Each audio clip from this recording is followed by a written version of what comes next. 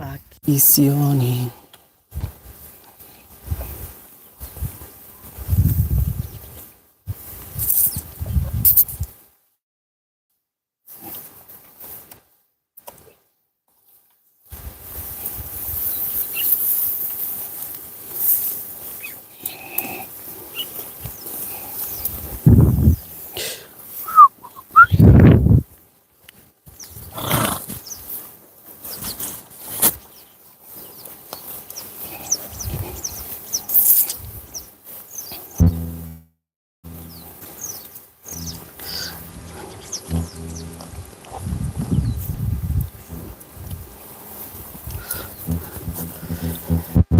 So we're having a challenge with weeds,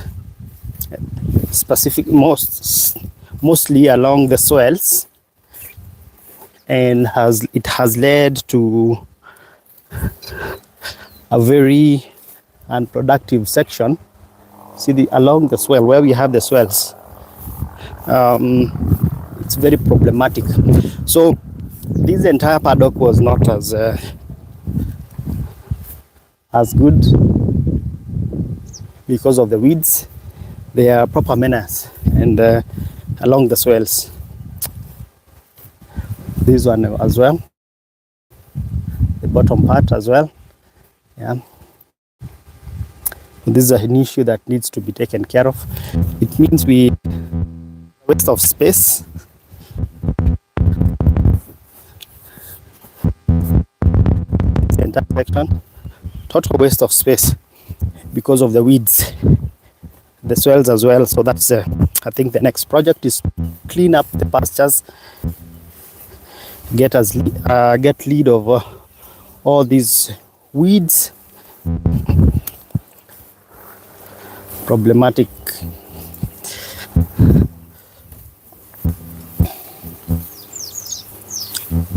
Yeah, see, and it's a variety of acacia that form thickets. Very problematic, and the seeds are all over because of the big trees.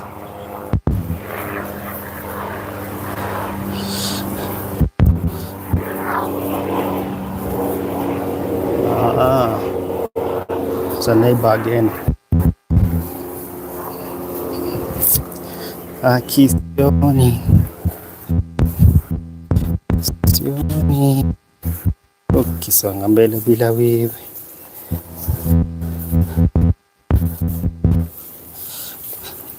Now this is the beauty of Boran. They are so docile.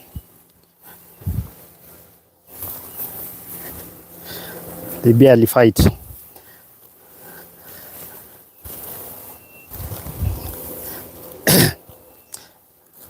I did a video recently and the Borans in South Africa are crossed.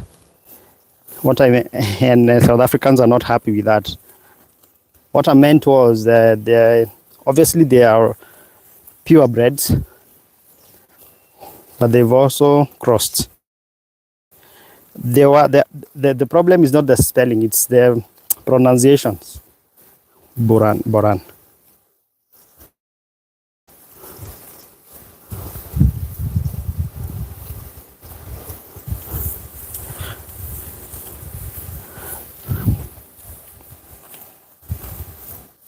South African.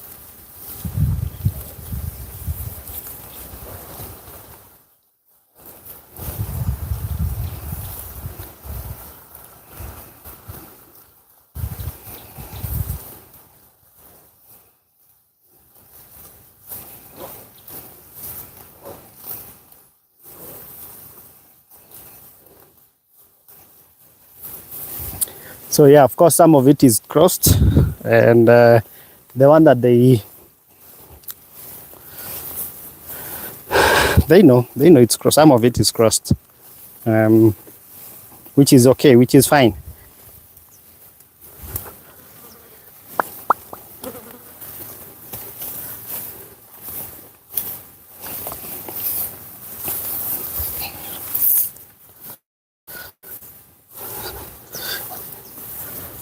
This is the Angus. Angus has done tremendously well here. Impressive. It's just impressive to observe.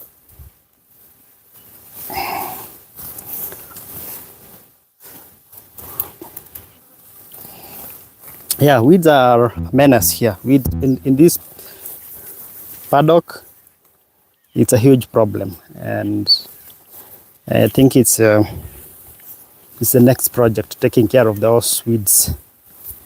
Yep. We've lost so much space to weeds. Highly unproductive paddocks because of the weeds. And if you're going to do this system, that is something you need to keep an eye on. Sometimes this ranch is unable to keep up with the weeds.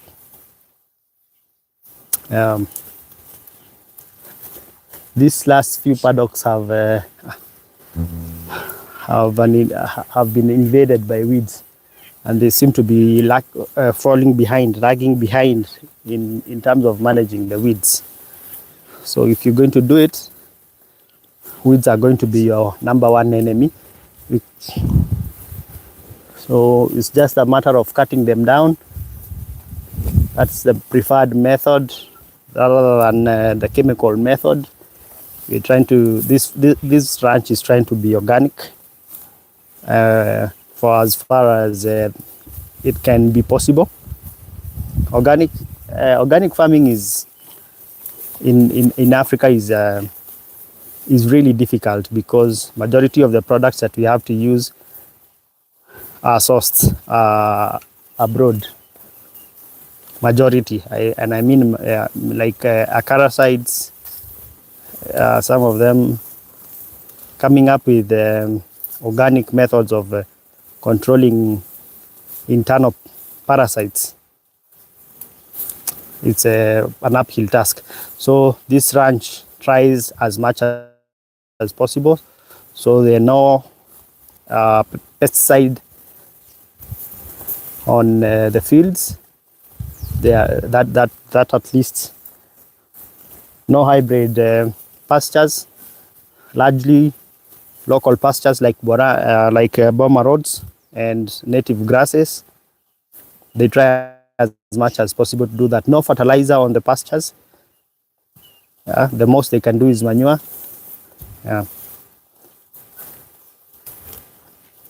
that is a commitment that Borana Conservancy has for the consumers of their meat or beef products.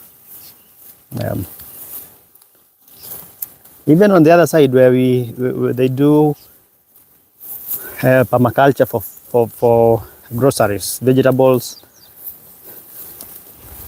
no chemicals, as just normal manure, biological methods of controlling weeds. That is like the birds, ladybirds, such, to control aphids and stuff, and worms. So they rarely use chemicals on that as well. It's also not as much as huge, so it's a small project for permaculture. They provide producing cabbages and lettuce, broccoli, cauliflower on organic as can be. So even these ones, that's the reason why they are falling behind, because they have to be controlled. They have to be plucked one by one. So it's a lot of manpower needed now to come and take care of all these weeds. I see, especially along the beaches. That's where they are driving.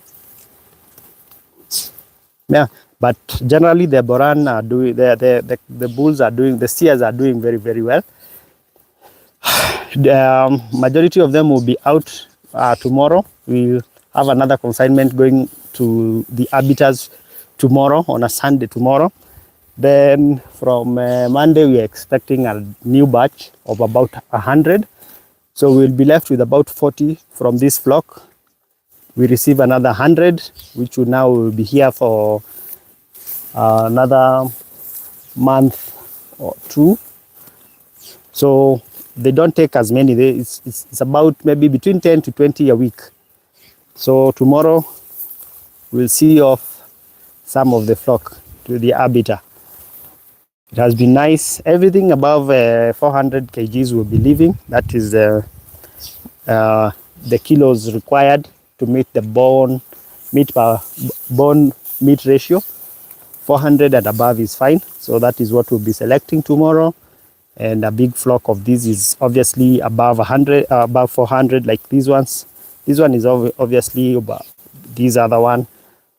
Last week when we were, I think it was on Thursday or Thursday we had a flock leave as well, and so we had to weigh, and this flock was averaging 415.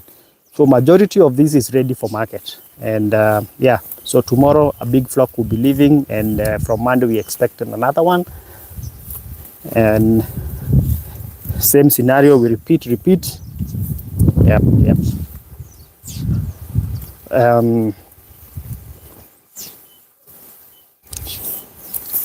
So some of the questions I've seen in the previous videos that we did earlier this week was whether they sell, and yeah, this is for beef, and they are already sold. In terms of how the farmer is organized, he's not open to. He's already in business with other people, so where he is supplying, yeah, which is something, and I hope something that local farmers as well can adapt. Yeah, if you could get just one butcher who you are in, you have a business relationship with, where you could supply to them specific, just there. For him, he gets a consistent supply of his animals, and for his customers will get that traceability aspect, and for you, you have a consistent market where you're not dealing with brokers. That is the kind of systems that we need. Not every time you want to sell, you're looking for new you're looking for new people to sell to. Just try and build relationships. It's been very difficult to build relationship within us local farmers. I see it all the time, myself included. I've seen it all the time, because you're consistently looking for better deals. We are always trying to screw each other up. I don't know why, but these big ranchers, they have agreements. They have agreements within themselves, where one will supply the steers, the other one will fatten, the other one will take in and slaughter and make cuts, premium cuts that will be served in some of the finest establishments in the country, lodges and restaurants. And that is what is happening here. All these will probably be consumed in lodges and high-end restaurants around the country. And that is because of this traceability aspect. You could trace this animal to the sire and the farm and everything it has ever consumed, because it's the record is there. So as much as we're talking about genetic improvements, talking about fodders, the market aspect will also have to partner up and be selfish a little bit with our food sources. We should want to know where our food is coming from, how it is produced, what was used on it, which chemicals, which medicines. Yeah, were the people looking after these animals well properly taken care of, or they are starving, trying to make you food? Yeah, it's something to think about.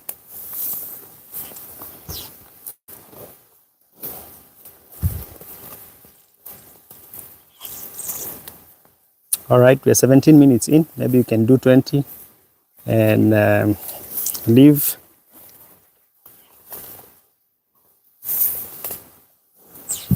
Look at the Borana are very docile and friendly. Now it's almost on my feet.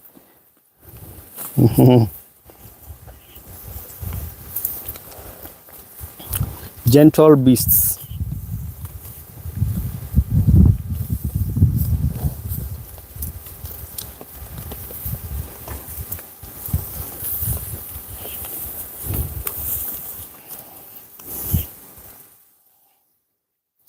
And these animals would, the Boran would forage until they drop dead. They'd never rest. When you see them begin to rest like the two, that means the pasture is no longer interesting to them. So they want to be moved to the next one. You move them to the next, they will clear everything before they rest again, and they can do that till the end. I've observed that, especially when we have clean pastures where we don't have as much weeds. They will eat consistently from one paddock to the next, no resting.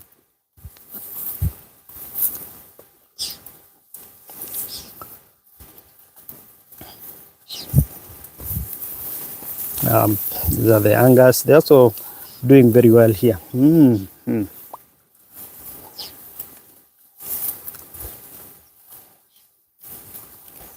Only one day long.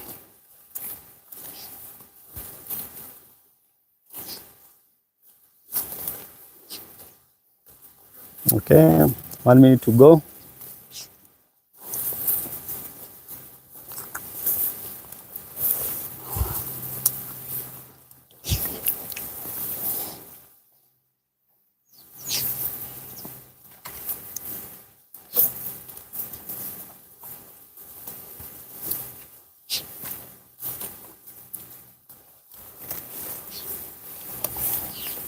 All right, thank you for hanging out with me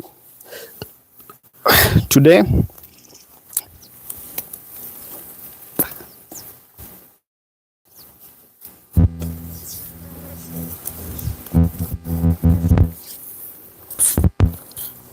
Thank you for spending time with me today. It's been nice, it's been real. This is the Angus.